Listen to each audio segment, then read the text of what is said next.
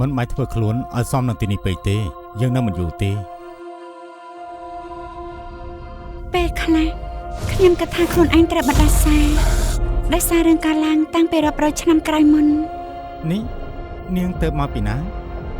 នាងមិនបាច់ខ្លាចខ្ញុំនោះទេលោកនឹងហើយដែលត្រូវខ្លាចខ្ញុំនោះ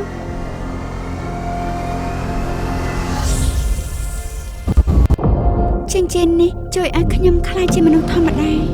តែខ្ញុំខំពួកវាមិនបានយល់នោះទេពួកវាចូលចិត្តមានសេរីភាព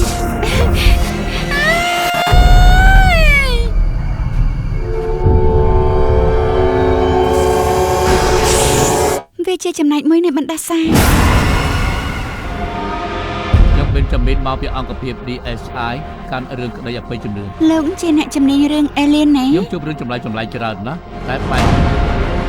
ខ្ញុំមិនធ្លាប់ជួបពីមុនមកទេកូនមិនដឹងថាខ្លួនកូនកាត់អីនោះទេកូនមានសភាពដូចចម្លើយរបស់កូនចឹង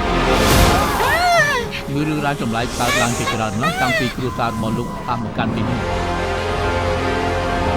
បានកូនហើយមែនទេថាកុំចេញទៅខាងក្រៅជាមួយអ្នកដទៃកូនចង់មានជីវិតដូចមនុស្សធម្មតា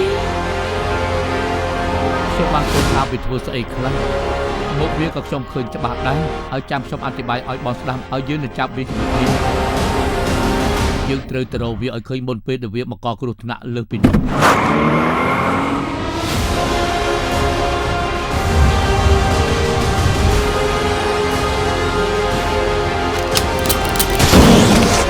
បើលោកគិតថាលោកកំពុងតែជួយកូនស្រីរបស់លោកនោះ